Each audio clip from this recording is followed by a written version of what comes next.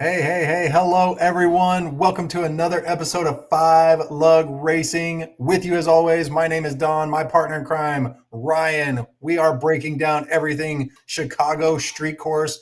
What an amazing event that was. We're going to preview a little bit of Sonoma for you guys, but first, as always, we got to shout out our amazing sponsors, KK's Diecast community. What you got, Ryan? Hey, hold on. Instead of us shouting it out, why don't we bring him in and let him talk about it himself? Oh, okay. Uh, Kevin, fresh off his trip from Chicago is Kevin Keeling, the owner of KK's Diecast Community. Hey, what's up, guys?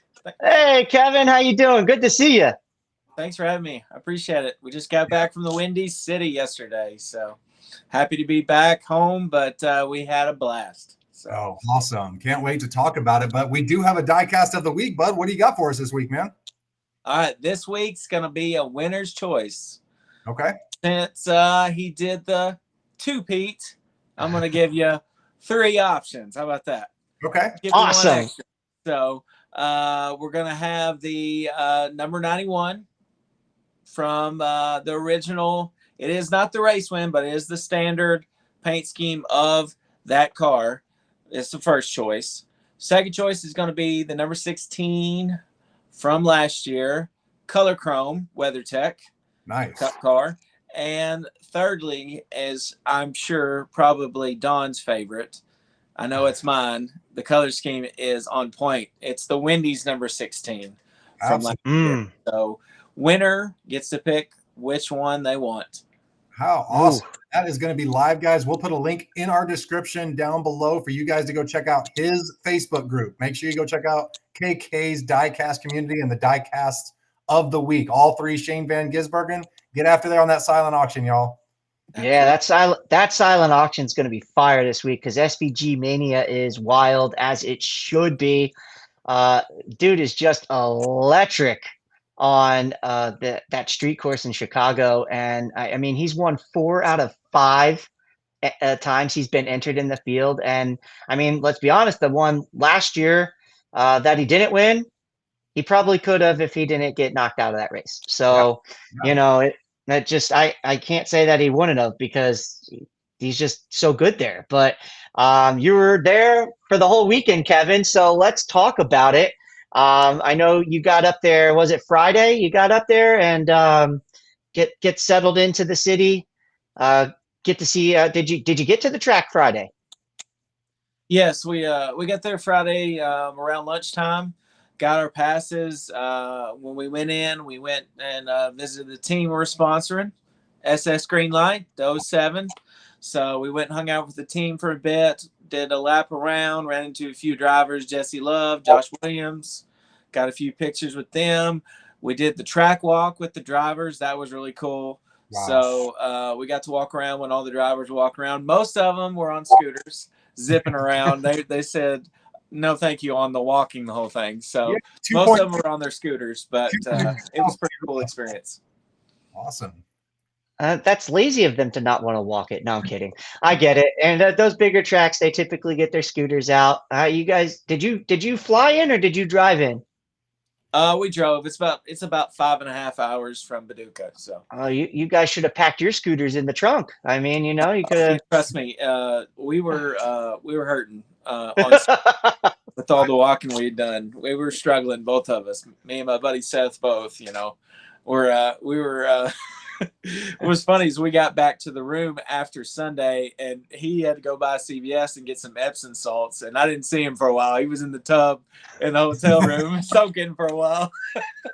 Hey, I He bet probably that killed felt me good. for saying that, but Oh man, Seth needs the care package after the. And listen, I get it, man. It's you're Don and I were just chatting the other day about the Pocono race weekend and how tiring it is got to be for these race teams that do this on a weekly basis too, because you got to think about they're logging just as much, especially these crew members. Okay, maybe not the drivers are getting their work in on the track and stuff, but and yeah, they do their track walk and all that stuff. But the crew, the hardworking men and women that get this show going, they're the ones getting those steps in on the on their watches or whatever. And Yeah, because I think about just, Pocono experience for us and how much foot traffic we covered back and forth from the media center out to pit road or into the garage or wherever we needed to get to the fanfare across. Like,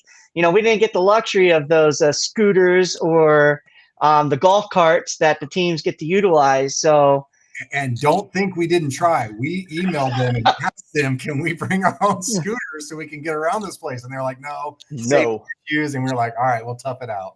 Yeah. So, it wasn't for a lack of effort at least, but, hey, the worst they're going to tell you is no, and that's where you start anyway. So, but yeah, I mean, like you think about these crew members that are going back and forth, but they're also hauling the mail with the tires and getting the gas and on their wagons and all. It's like, no, that's a lot. And not only that, but they're in the shop every day of the week. Yep. And then they're flying, so they get the jet lag, and then they got to go and do all that. It's just, wow, hats off to them. That's just another aspect of what those men and women do to make the sport go round that people don't sit and think about sometimes, right? Yeah. And let me tell you, there's no garage area there. So, I mean, the haulers Right. were a pretty fair distance away from pit road. So they were rolling stuff back and forth constantly, and even talking to the team members for SS Greenlight, their hotel was a mile and a half from the from where the garage, makeshift garage, and so they had to walk that every day, every morning, twice a day, on top of all the other stuff they were doing. So Wow. So no team shuttle to or group shuttle to and from. They had to hoof it. no, all the teams were walking back and forth, every day. And for those that don't realize, those listening that don't realize when we say makeshift garage, that's spot on, because we're talking about those easy ups you get from your Academy Sports and Outdoors.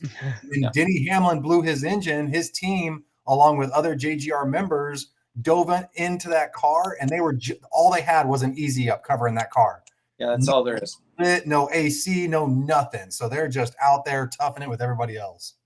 Yeah, it's insane. But yeah, that was insane, and we're gonna have to talk about that. But so Kevin, when that happened, okay, so Cup practice goes out there. Where were you in conjunction to when that happened? Because he didn't make it far off the pit road before that thing let loose. I was actually back in the Xfinity area, so I didn't hear about it until somebody started talking about it. So I had no idea it had happened because it was a ways away from where it happened.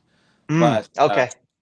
But yeah, we could hear. I mean, where you are, you can definitely hear the Cup guys going, but you don't get any of the detail. You couldn't hear any of the details or any of the announcers or any of that where you are. So Right. Yeah, and so at a typical track, your Xfinity garages and your Cup garages, if it's an oval track, they might be pretty close together. Yeah. They might be. But if on a road course, or in this case a makeshift track, I mean, this is a street course that is, you could use a GPS to actually go around, unlike any other racetrack on the circuit. It's very spread out, like you said. So I can only imagine the distance between the Cup garage and the Xfinity garage, how they staged it up and such. I have not been to Chicago yet for this event, and we now know that NASCAR is negotiating with the city of Chicago to get another deal in place because the contract's up. So I for one am just going to say it. We need to have this track again. It needs to be there. It's earned its keep, and especially getting to see it dry this year. What a show. Yeah, we dodged the rain, but luckily it missed it. So yeah. So real quick, I got a couple things that are just burning on my mind, Kevin. You Okay. got to experience Shane Van Gisbergen in his literal playground in America, Chicago, Illinois. What was that like, watching this guy just carve up a street course that a lot of these other drivers seem to struggle with? He's just next level. I mean, I don't feel like he ever uses the brake. I mean, like, he's just so smooth. Yeah. Never abuses his equipment, never abuses the car. I mean, he's just off the gas, just coast it in the corner. Just it's insane. Like, never gets it out of shape. And honestly, I think at the end, he was just toying with Gibbs. Absolutely. I think he could have checked out 10 seconds if he wanted to. He was just keeping him far enough away. Now, I think if Reddick would have got by Gibbs, it'd have been a different story. Yes. He would have kicked it up because Reddick was coming. Reddick was on tires too. But Gibbs was giving it all he had. He was squirrely all over the place, trying to make up ground, and Shane just never. I mean, I don't think he ever broke sweat.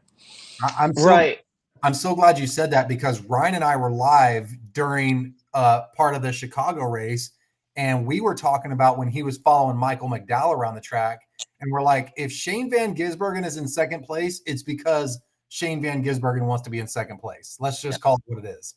And my assumption was, I think he was making Michael use up his stuff so that his car wasn't as strong on the back end of it. Turns out he made Michael McDowell completely blow out his throttle and the rest of the day. So it's chess and checkers. Absolutely. Yeah, and it's to go back to Don's point about, he was definitely rabbiting Michael McDowell. You can tell Michael McDowell was very, very squirrely getting through some of these corners. Whereas, like you said, Kevin, to your point, you watch SVG go through these corners and he was just so smooth and methodical. Like when McDowell was coming out of some of these right-handers and loading on the left side of the vehicle, you saw that car it was sliding. And it seemed like the 88 never did that. It just was smooth, methodical. He knows where to back up his entry to get into these corners and not over. It's like slower is faster. That mentality, like, through some of these corners, slower actually is faster because I can beat you in the center off by doing what I'm doing back here. And it's just, I don't know. And nobody else has seemed to figure it out yet. And for all the fans at home that like to complain about it, we got to talk about that, because it's been burning me up inside. And it's not just from this Chicago week. It's from any time we go to a road race and we see SVG get to do SVG things. People now, SVG goes down to Mexico. So we got to rewind. He wins the inaugural event in Mexico City. His first ever cup win of the season this year. Let me stop you there. He didn't just win that. Oh, yeah. He annihilated them. It wasn't even fair. He wasn't on the same course as these guys. The rest of these drivers, these professional NASCAR Cup drivers, they were 18 seconds behind, y'all. Like, that's insane. Yeah, that is a butt whooping. Yeah. And you're right. But to get his first win of the season this year and the first win of his true rookie campaign, okay? Yeah, this is his first full-time season in a Cup car. And mind you, he's only a few years removed, 2 years removed from New Zealand and racing over there. Yep. And what is not a Cup car, okay? They're not the same. Yeah, on the other side of the car. Yes, exactly. On the right side instead of like all these things. I mean, the pedals are the same. And that footwork is something you can't teach. That's a skill. And my folks at home watching, he's mastered it, okay? Especially when it comes to these street races or a road race. And, I can't help but read the comment sections, okay? It's part of what we do. We're analysts, all right? We have to do it, as much as it may suck sometimes. But, we sometimes see a 50-50 split. And so the thing that's been burning me up about this guy since he put the butt whooping on him, since you said it, you called it out, Kevin. You called it for what it is. He put that butt whooping on him in Mexico. And really, the first time he ever showed up in one of these Cup cars and sat in it was in Chicago, in 2023, right? Which is a Diecast of the week option. That 91 car, it's a cool. That scheme is really neat looking. But anyway. When first time he ever sat in one of these Cup cars, he put a butt whooping on these guys. All right. All of them were on equal playing ground because they never seen this course. Okay. So when it came down to it, it was skill. It was all skill. And I put that out there because there's been so much hate in these comment sections. Either people are loving what SVG is doing right now. I'm one of them. or they're hating on him. And it's almost like, and dare I'm going to say it, it's almost like he's getting some Bubba Walsh treatment. And I'm going to say it for what it is, because we always see him getting hated on for whatever reasons. Okay. Some people lately have been hating on him and saying he's talentless, whatever. I'm not going to go there, but they're hating on SVG. And I just don't understand how you can sit and hate on something. First of all, he's such a likable guy. Correct. Yeah. He's such a nice guy. He takes time with the fans. He takes time with the media. He takes time with a smile on his face. He just thoroughly looks like he enjoys what he's doing and the privilege that he gets to do that. Right. And, he always even says in 2023, his life changed. His whole life changed. He got this opportunity, what was supposed to maybe be a one-off, two-off deal, to come run some races in the Project 91, and turned Project 91 into let's make you have a NASCAR Cup career because you're a badass. Yep. Part of my French. But, like what he does on a road course, nobody here is doing yet. And, yes, he has made some things change, and the level of playing field has gotten a little bit better on some of these road courses that SVG's been at. But guys, we can't deny this, right? I mean, we're all sitting here. We can't deny it. And, I just don't understand the hate. All right, let's talk about it real quick. This is not a new concept. These road course ringers, they've been bringing them in for years. And he's different, I mean, there's just something special about him, he's just, his car control is just, unmatched. Yep. And once he gets the ovals down, watch out. And let's talk about that for a second, because he's not terrible at ovals. Inexperienced, yes, but we're talking about a rookie. This is his first full rookie year, y'all. In a cup car. In a cup car, right? And he's averaging a 22nd place finish. That's with accidents that weren't of his doing, taking him out of some of these races. The guy is talented. The experience will come. Just y'all wait. Yeah, the thing that people need to understand too is that, he never ran ovals. It's all new to him. Right. And he's picking it up really quick. He has to learn dirty air. I don't even know if they have that term down there in New Zealand, dirty air. All right. Like, seriously, I don't like not in the style of racing that he's accustomed to. Right. So like when you think about it, it's all new to him. And yeah, he ran a full season last year in Xfinity, and that's great. And that helps him learn some of that dirty air and how these cars are going to behave in certain situations. But everybody will tell you, and another person I need to talk about real quickly will also reiterate this. Connor Zilisch is learning, Connor Zilisch, a young phenom, about to be 19 years old, just ran runner-up to SVG. Actually, could have possibly won that race, but, Shane prevails. But, this kid is also lights out on road courses. And to have Shane as somebody in the same room as him, same organization of Trackhouse, because you can't forget that SVG and Connor Zilisch are both contracted by Trackhouse Racing. Connor's just on lease to Junior Motorsports this season, but that dynamic in itself is crazy, because those two are ridiculously talented on road courses. But Connor will tell you that the Xfinity car and the Cup car are absolutely different. Yep. And that's why Connor keeps getting those cup starts. See, that's where I think they fell short last year. I agree with you. They should have ran him a year in a lower series, but it should not have been the Xfinity series. He should have been in a truck. I think that would have transferred a lot better. The trucks seem to transfer a lot better to the Cup cars than there's no comparison these days with the Xfinity and the Cup cars. Yeah. Yeah. And SVG did run a truck race last year. I think it was one or two, but he also ran some ARCA too, which are different than the Xfinity cars. Right. I like that they did sprinkle that, but I agree with you. They should have gave them more opportunity in the trucks as well. Yeah. I do agree with that because they are more of an old school NASCAR because of the steel body still. They're not composite. And there's different things they can do to those cars or trucks, I should say, that are, and that chassis that they're on than the Xfinity. You're absolutely right. I agree with that.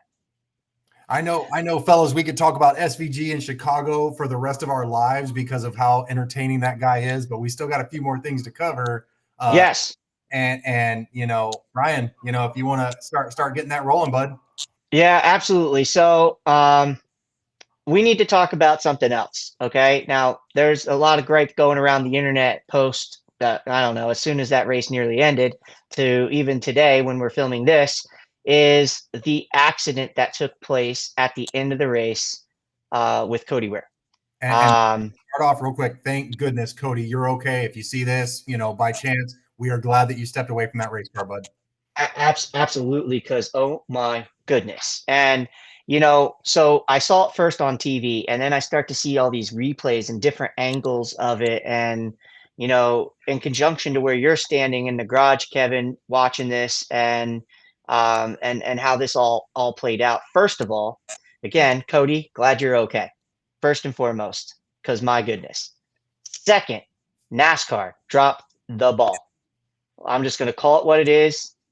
I love NASCAR, but Don, your catchphrase is here. Ready? Hit him with it. Yeah, it's the consistently inconsistent once again, guys. I mean, I just don't understand how you let 34 seconds after this insane hit, and then the first thing we hear is we didn't have a good angle at it. All you had to do was look at the camera that was given to us, and his window net was already down. That car was junk. You didn't have to see what happened to know to throw a caution and make sure that guy gets a safety crew. I don't understand it. And to reiterate on that poor excuse that I feel like we got from NASCAR, is there are actually flag spotters literally right there in front of that car when it went into that barrier. Right. But secondly, okay, going off of that, and then also tying into a NASCAR rule. That window net was down almost immediately, and Cody Ware said, "I need help." Yep. Immediately. 30 some seconds goes off after that. Like, first of all, if a window net comes down, that's a driver safety issue, especially when cars are going past you in a turn. Right. Okay. So there's just so much to unpack with that. I'm just disappointed because if a car ever hits like that, as violent as that was, there needs to be an immediate yellow. And I don't care if the leaders are close enough to try to take a white flag and call it official, or there's weather potentially, or whatever may have been all those other factors coming in. I don't care because the driver safety should be first and foremost the number one thing of the sanctioning body. I'm sorry, NASCAR. I love y'all, but we got to do better here. That's my opinion, and I know that they gave theirs in their statement, but I don't have to agree with it in this instance. I really don't. I was there. I was in turn one, right where it connected to that corner. Oof. When he hit the stuff that the dust and the powder and the whatever liquid from rain or whatever that was inside those tires shot at least 50 foot in the air. Wow. It was such a thud. It shook the ground. And you could see NASCAR officials right there. Mm. There's no hiding from it. We know everybody saw it. That's why the excuse is so unfortunate. That's why it's so frustrating. Yeah, and yes, I'm at home, but I always watch the race with my inners in because I'm listening to scanners throughout the entire race. It's part that makes me feel connected to the race, and especially doing this, you get more insight that way. And they knew right away. It was talked about immediately. Yep. And TV's on a delay, so I hear it here, and then I see it 2 seconds later, poof, car just ripping. The cameras picked up on it immediately too. And I'm just like, oh my goodness. And I texted Don, and I was like, we're texting each other immediately. I'm like, that was one of the hardest hits I've ever seen. And Vicious. we come back to, thank God Cody Ware's okay. That just, because goodness. And that car, the damage on that car, just, first of all, too, I'm going to say one of the things, we just ripped NASCAR for not throwing a caution, but they designed and made changes to this vehicle since its inception that have made it an extremely safe race car because we don't see drivers getting hurt in these things. Yeah. Like we could be. If that had been a 2022 next gen. Yeah. There's probably some concussion stuff going on there. Cody, his team said he was going to be sore no matter what this week. Oh yeah. Not surprised by the velocity of that impact. So 90 head on. 90. It was at least going 90 head on, man. He said 93 on the information that came through. That's disgusting. You take a hit like that in a street vehicle, you're not walking away from it. So, not without some sort of injuries. But yeah, I mean, just so I will give a hats off and shout out to NASCAR for that. Absolutely. And the men and women back at Rick Ware Racing that made that vehicle safe for them to walk away from it, because that's something we have to make sure we do give the kudos where it's due, and we'll rip when it's not. But we even heard NASCAR drivers like Denny Hamlin in Actions Detrimental this week say, it should have been, and he goes, I didn't want a yellow, but that needed to be an immediate yellow. Right. And yeah, I mean, that's enough said, right? I mean, it is what it is. But NASCAR's got to do better. And that's all I can take from this. It's like, I hope that they learn, and we need to be more consistent with yellows here. And maybe we should just do away with the whole, it comes back to my theory of, like, I love dirt racing, right? A dirt race never ends under yellow. Right. It doesn't. We just re-rack them and go again. Right. Maybe NASCAR needs to adopt that theory, and then we can get away from this, because then it doesn't matter. You throw the yellow, you get your people safe, and we know we're gonna try to end this thing under green. Absolutely. And they have that green-white checker for a reason. Why not use it? And who knows what we see then? Because we just had that conversation about Shane, and maybe he was toying with Ty Gibbs. But I also was listening in, and they were telling him not to overuse the stuff in case of a yellow. And they were also letting him know what the 45 was doing, because they knew the 45 had fresher tires, which is also the first time we've really seen tires play a factor here at Chicago because of the weather, right?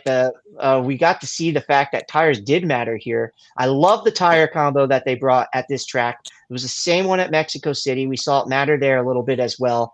I think tires need to matter in races anyway, so please don't change that next year, guys. NASCAR, if you're listening, keep that tire. It worked beautifully. I like that tires have a little bit of fall off, and those strategies can play into effect there, because you saw Reddick drive from, was it 16th to 13th ish? Yeah. Okay. And yeah. Get Kyle Busch. I mean, he had fresh tires, and he got back up to 5th. Yeah. I mean, they did play a factor for sure. Yeah. Yeah, and you like to see that. That's the strategy, to make that many moves on a road course, or street course in this case. But that's what the fans want to see, right? That's what they want to see. Give it to them. And I like tires that drop off anyway. We need it. What a deja vu for Tyler Reddick, as he's on better tires once again, and just hauling butt towards the front of this field with a shot to potentially get after Ty Gibbs, make easy work of him, and then go after Shane Van Gisbergen, the master of Chicago, what it is. I think there was like 3 laps to go right before that, and Tyler Reddick had just laid down the fastest lap of the entire race. Right. So he was cooking, y'all, and yeah, it was a lot of fun to see. Again, accidents happen. We're glad Cody's okay, but the caution thing's got to be fixed. There's no reason for that to happen, right? That's what makes it so frustrating. Is these types of things are avoidable, and you purposely didn't avoid it. That just doesn't make sense to me. And that one wasn't even a question. Like right.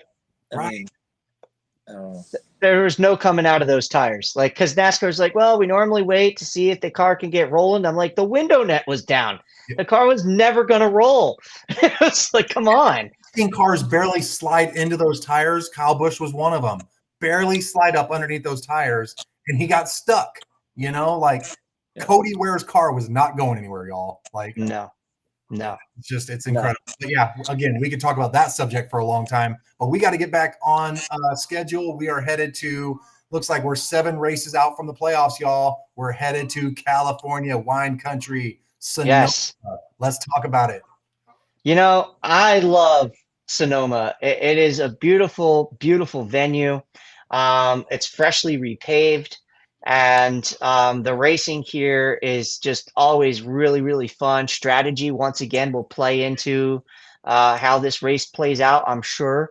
But that's one of the things you get with a road race. And I, for one, am excited to see back-to-back road races. It's this part of the season, every race matters. And when we continue to look down, now's the part where we can look down here at these playoff standings. I said it last week in last week's show, and when we were live on air as well, during the race, that the NASCAR drivers at the bottom of the or above that bubble, right on the cut line bubble, they had to be going like this. Please let somebody who's already won a race win this one, especially if they're not having a good weekend, because they don't get bumped. Now, I can tell you who didn't have a good weekend: Bubba Wallace. We need to talk about that real quick too. Oh my goodness. Yeah, and Bubba Wallace didn't have a good weekend, but he had a fast race car. Like, that car did itself back up at the front of the pack. Unfortunately, him and Bowman find themselves getting tangled up once again. This time it didn't come with a $50,000 fine on the back end of it, fortunately for those involved. But we saw the opinions fly back and forth on this one. Kevin, I'd like to get your thoughts on Bowman and Bubba at the end of this race. After last year, I kind of thought there may be a little drama with them, just because they were going against each other in the bracket. Right. So once they got right there together at the end, I was like, okay. And then they started going at it. So I was like, all right. And then I felt like Bubba took it a little too far. Maybe he just kept leaning on Bowman. Bowman had fresher tires. Yep. Once Bowman got by, and Bowman was going to be gone. But I mean, Bubba just kept shoving it in there, and I whether you call it a hook, I wouldn't call it a hook, because they were just leaning on each other so much. But Bubba ended up backwards. So I mean, it's tough, and they because they were both very much at fault there. So right. But I think it got carried on too long, and then that's what ended up happening. So they definitely both played a role in stoking the flame. We'll call it that. Yeah.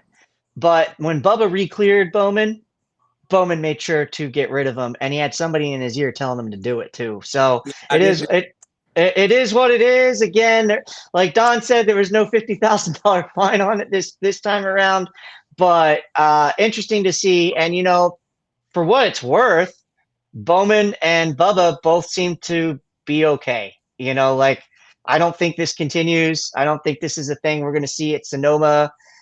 Is what it is, and we got to move on from it. But yeah, it was quite interesting when it happened, that's for sure. And but hey, that's racing sometimes, right? And you can look at it that way too. And if the drivers weren't getting out at each other's throat after the race, they certainly talked about it, but they ended okay with it. But to speak on, Bubba ended up backwards. He's now +2 above the cut. So if I was Bubba, that's the part I would not be okay with, is the fact now that I'm only 2 points above the cut line. I need to win a race. And Sonoma has not been the friend to Bubba Wallace. It just hasn't been a good track for him. So, we call it again what it is. But Bubba has gotten a lot better, and substantially better, on these road races. Is he SVG? No. But is he serviceable? Can he salvage a top 15? What he needs to do to get a walk away from these weeks and not kill his season. Yes, he's gotten to that point. So he needs that this weekend in Sonoma. He absolutely needs a top 10 finish. He needs to find a way to get some stage points because he's got Ryan Preece breathing down his throat. And then, oh, by the way, a guy who's really good on road races, AJ Allmendinger in 18th, minus 43. So, again, if somebody new were to happen to win this week, that's below that bubble. Bubba's on the outside looking in. Chris Buescher's got to be shaking his britches. Alex Bowman even as well. The only one who could breathe a little bit is a guy who's flat out told me face to face twice in one weekend, I need a win. I need a win. And that's Tyler Reddick. But he's plus 143 at a good race. He gained some points above the cut because of some of the stuff going on. Not much, but he gained. So, is he safe? No. Does he need a win? In his head, he does. And I like that mentality because that's how it should be for anybody if you're a race car driver. But yeah, this cut line's getting tight. 7 races left, 4 spots remain. We could definitely have some new winners yet. And why? Because a guy like Daniel Suarez got his first career win here. He's below the cut. He runs really well here. He has all the amigos coming to support him. It's going to be a good race for the 99. The Trackhouse cars typically get around these road courses good. Ross Chastain runs really well here. A guy who's also gotten his first win on a road course. Not this one, but he did. Actually, all the Trackhouse drivers have gotten their first career win on a road course. So that's an insane thing when you think about it in itself. And I'm even counting Connor Zilic in that because Connor got his first career win on a road course in a JRM car, but he's at least from Trackhouse, and that was last year at Watkins Glen. That's in his first career start, by the way. That's just wild. And when his first Cup win happens, it's probably going to be on a road course. Just saying. But yeah, we look at the playoff standings right now. Kyle Larson's your points leader. He's got 23 playoff points. And I want to mention that because 19 is the next closest, and that's Denny Hamlin. Christopher Bell, 16. William Byron, 12.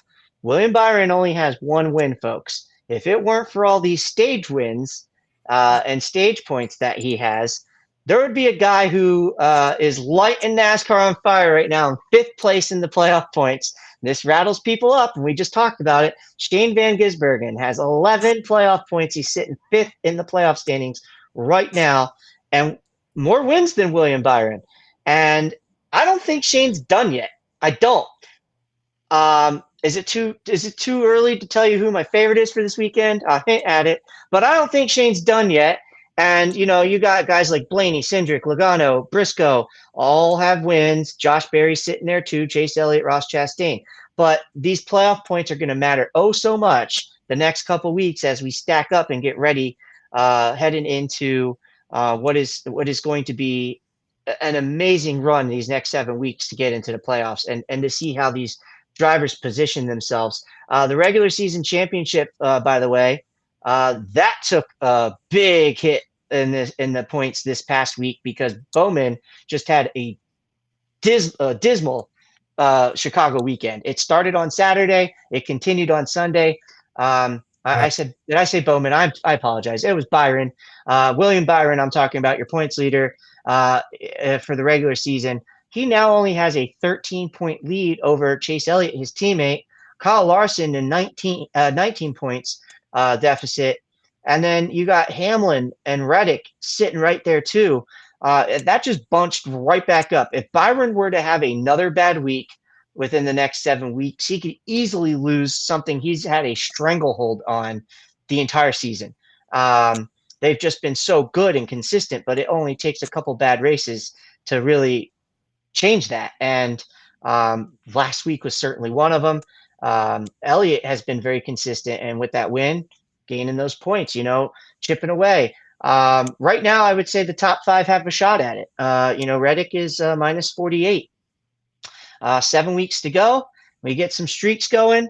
And oh, by the way, for all those people that talk about winning in, blah, blah, blah, wasn't top 30 in points. Well, Shane Van Gisbergen is in the top 30 in points now.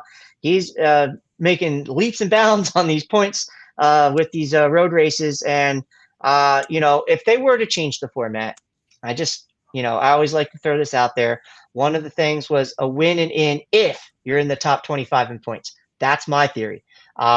So he's close to that, and that's just one of the ways I think about it, and especially when we get to the nitty gritty at the end of the day. If there's 16 winners or if there's more than 16 winners, it gets determined by point standings anyway. So who cares? Let them go have fun at it. I like the incentivizing of wins matter. Wins matter in every sport. Why not this one? And why not heading into a playoff system that, yeah, people may think is flawed, but it is what it is. It's what we have to work with. And I think it's exciting even in its flaws. So we get to the racing on track. We got to talk about the driver averages now. So let's talk about that. Let's shift our focus here to top drivers in the last 3 years here at Sonoma. You look at who's on the top of the board here, and you might have two names that kind of surprise you a little bit. Leading the pack is Chris Buescher with an average finish of third in the last 3 races. He's got 3 top 5s here in the last 3 races and has led almost 11% of the laps. That's pretty good, for a guy who's not considered a road racer. He does have a road course win in Watkins Glen, but seemingly loves wine country. So watch out for that 17 RFK car this weekend. Now, a name I'm going to mention next is a guy who showed up with a really strong piece. And Don, you mentioned he had a stuck throttle that ruined his day, was Michael McDowell. Michael McDowell has an average finish of 4th here in 3 races with 2 top 5s and a top 10, and has led 0.3% of the lap. So he's gotten some time out front here. Now, this is his first time doing it with Spire Motorsports, but Spire just brought him a fast piece to Chicago this past weekend. Michael McDowell knows how to get done on a road course. He's won in Indy on the road course. I like it. Michael McDowell there, sitting there, it's no shock. He gets around these places well. Chase Elliott, a name I just mentioned, breathing down his teammates for a regular season championship. Average finish at 5.7 in the last 3 races and led near 11% of the laps. We got Ross Chastain, Kyle Larson, last year's winner, AJ Allmendinger, Daniel Suarez, I mentioned. In 3 races, he's got a win here. Got a top 10, a top 5, and 14.2% of the laps led here. Guys, could that new winner come from another Trackhouse driver mixing up the playoffs? Daniel Suarez, I think, is going to give it his all this weekend. He knows he's on his team. He's exiting with this team, but that doesn't mean he's going to quit and roll over. That's not Daniel Suarez. I know it. He is and he's a talented road racer. So I think that's a name we need to watch. Brad Keselowski, Joey Logano, Ryan Blaney, Kyle Busch, Christopher Bell, Alex Bowman, Ryan Preece, and so on and so forth. The list goes on and on and on. But you kind of get the idea here. Some of the names up top, I just want to mention the reason why you haven't seen Shane Van Gisbergen's name there is, well, it's because he didn't run it in a Cup car last year. Again, he is newer to this series, folks. So we don't have that SVG sample size here, but I will give you the sample we do have, an Xfinity win last year. So you can take that for what it's worth. And one of the best burnout celebrations I've ever seen in NASCAR. I mean, the way he laid on that burnout in front of Austin Hill for an entire lap. Are you kidding? This guy is a showman. I don't know what there is not to like about this guy. It was incredible to watch. Yeah, I'm glad you mentioned that because that was absolutely, I mean, the race itself had highlights, but that was, Austin Hill and him had a little bit of a run-in at Coda. And when they got to Sonoma and SVG won and he won over Austin Hill, he let him know. And and you got to love to see that. You got to love a little personality. Absolutely. So, yeah, it's exciting. So, when we talk about the favorites, it's no surprise that SVG he's getting plus money. Don't even bother putting your money on SVG this weekend. It's not going to make you anything. The rest of the courses. Yeah, he's getting plus money at plus 175, and everybody else is minus. So Kyle Larson at minus 350. You got a couple of those names I just mentioned: Chase Elliott, Michael McDowell, and Tyler Reddick tied at minus 1,000. Then you get William Byron, Ty Gibbs. Ty Gibbs, my dark horse last week. Hey, my favorite was SVG. My dark horse finished second, so I had a pretty good pick 'em last week. Ty Gibbs, though, definitely showing his road race savviness, and he continues to. Not a bad pick this weekend for Vegas to put some money on him, as we don't want to give the house if he wins his first career win. And by the way, that would shake up the point standings too. I mentioned it last week. If he were to pull out and win, oh boy, Chris Buescher, Christopher Bell, AJ Allmendinger, Ross Chastain, Ryan Blaney, Alex Bowman, Kyle Busch, Briscoe, all getting some love there. But yeah, the pick'em is hot. Kevin, we got you. We got you here. I want to let you go first as our guest. We're going to add you into the pick'em this week, and actually, we're going to add Kevin to the pick'em. The rest of the season, because we got something special brewing. Kevin, do you want to let them know? You want to let them know the good news? Everybody listening and watching at home? Yes. Well, looks like you guys are stuck with me. We're partnering for 2026 as well. So awesome. Do it to it. So excited and so glad to let you be able to announce that. And we'll continue to have more details come on. Throughout the next couple of weeks about what that's going to entail. But thank you first and foremost for believing in what we're doing, as we believe in what you're doing as well. It's a people help people type of situation, and but also we're really super excited to have you as a partner and a friend to Five Lug Racing. So thank you for that. And with that, partners with guys. Yeah, and with that, we can't wait for all the fun things that we're going to do, with Five Lug Racing and KK's Diecast community, and hopefully we'll get to a couple of these races that we love so much. But with that, as our guest, go ahead, lay us your dark horse, and then your favorite for the week. All right. Well, I'm gonna get off the wagon, the SVG wagon here. Okay. And I'm going to go. My dark horse is going to be a guy that needs a win, but he's good at road courses. The Dinger. A Dinger. I like it. All right. So AJ was Don's pick last week, I'm sorry, as a dark horse. And, I absolutely love that. He is a road course savvy guy. And, the statistics say he likes this place too. So, can't go wrong with that. And he too would certainly put a monkey wrench into the playoff mix-up if he were to knock a win off at one of these road races where it's seemingly more possible for him to do. Yeah, he actually finished P6 here at Chicago too, so that wasn't too shabby of a dark horse. Nope. So I love it. And then who's your favorite? Let's hear it. Since you're not going with the grain.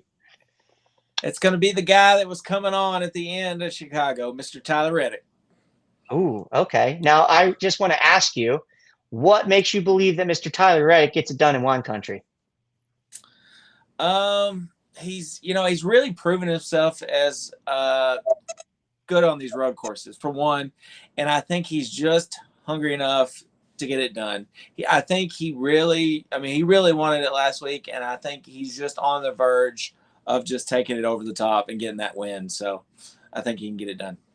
I love it. And you talk about these road courses. His first career win came on one as well. And, he is absolutely a guy that I can see winning this weekend. And they so badly need it.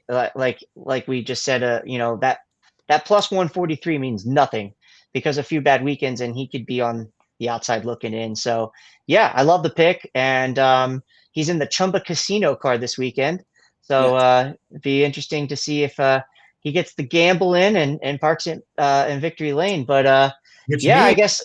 Which means if Reddick wins, Reddick fans actually might get a diecast out of it. Hey, there we go. Yeah, there we go. See, that's a win-win for everybody. Then KK's Diecast gets to sell you that diecast, and you could go find it in his group.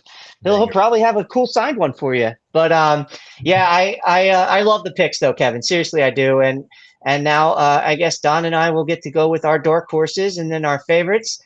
So I'll go. For my dark horse, we follow our format and going. I could have gone a couple different ways. I want to put a notable dark horse in here. I can't pick him because of where he's at. but he's just having such a bad string of it since honestly trying to do the double Indy and Charlotte. That Kyle Busch, I'm sorry, Kyle Larson. Man, I need to go to bed.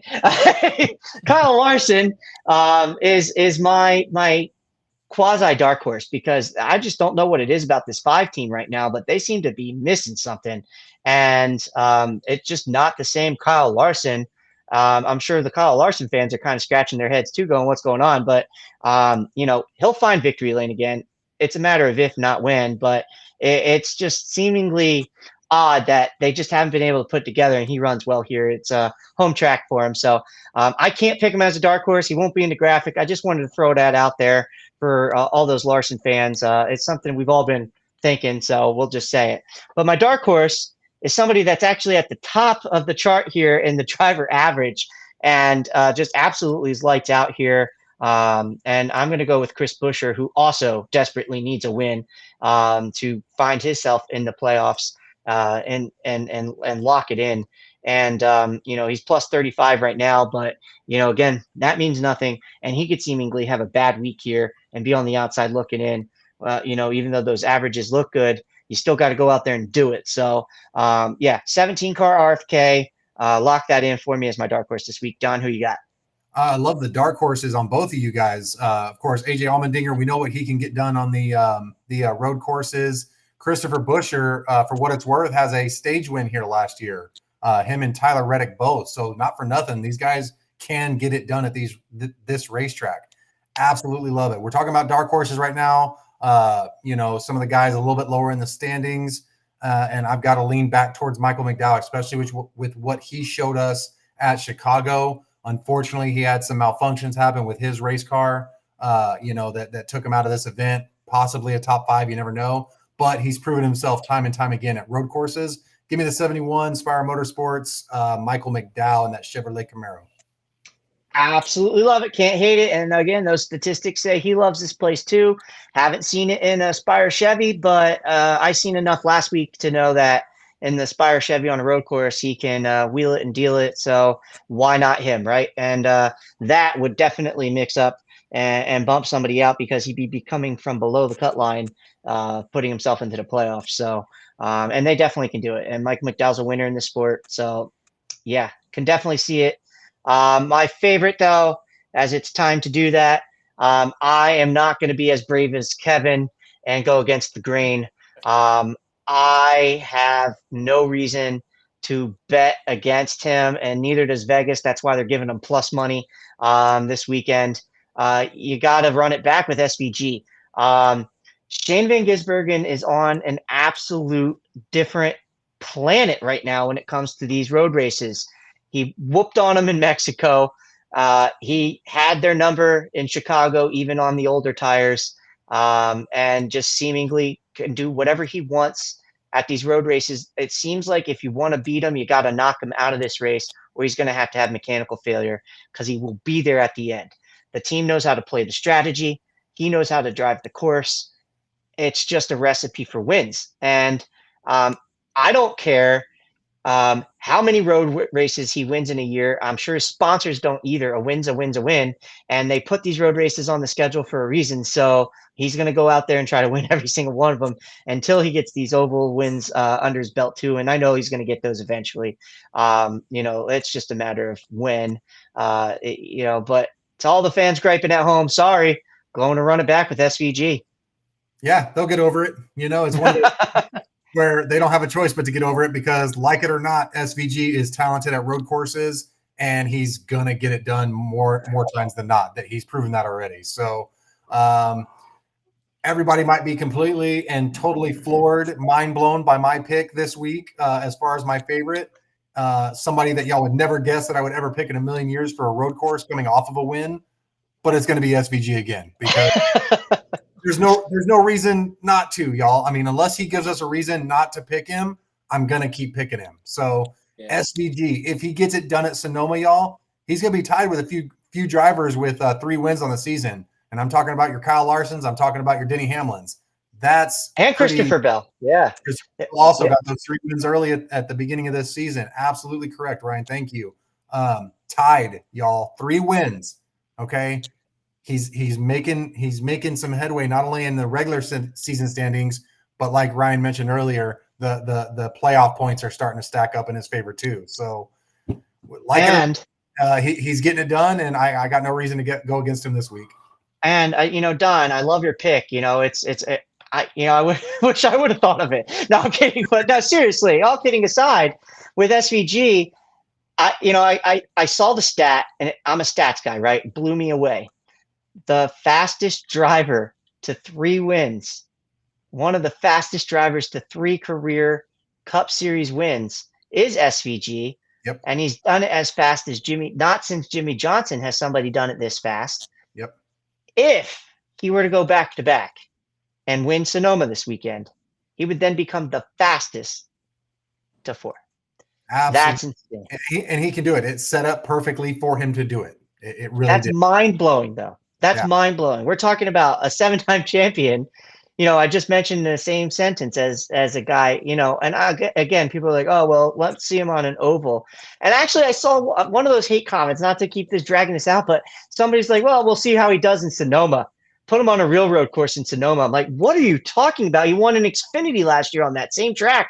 Yep. Like, come on. It's like, guys, stop fishing for hate here. It's like, Don, like you said, they're either jealous because it's not their favorite driver, or I don't know, but like, blind and hate. Then and you do have Richard Petty and Dale Inman keep feeding into these old head NASCAR fans that are like, road courses aren't racing. It's like, you raced on them too, guys. Riverside, Sonoma, all the I just named 2 out in California, that they used to run on all the time. So like, I don't. Whatever. I'm just gonna let it go. With that, because like I get it. Some of these older heads, and I call you your older heads, you're stuck in your old ways. But I just don't understand why some NASCAR fans, seemingly 50%, and maybe sometimes more, just can't accept change or something new. Like Shane Van Gisbergen's a breath of fresh air to this sport. He's a lightning rod, and I love watching him do what he does. And I knew who he was because of social media. And maybe that's the other thing these old heads don't connect with. I get to see some of these other drivers from around the world in social media, so when he came here and just whooped on us, it's like eyebrows, man. The eyebrows went like that real quick. And you get to learn his personality and who he is and what he's doing and how he's been doing it. Like, how can you hate it? I love the guy. I'm here for it. Sign me up for another SVG win this weekend. Sorry. But yeah, Kevin, thank you so much for joining us. I know we're getting close on time. For everybody at home, if you stuck out this far with us, thank you. We love you. Thanks for the support. Go show our boy Kevin some support. Make sure you're a member of the KK Diecast community. We got some great things coming up in there. We got that Diecast of the Week winner's choice. So it could be back-to-back winner's choices, maybe, because we've been trying to keep that winner thing. So you got to keep pumping up the SVG. Stock up. Just like Trackhouse, they got to stock up on rugby balls because, they ran out this weekend.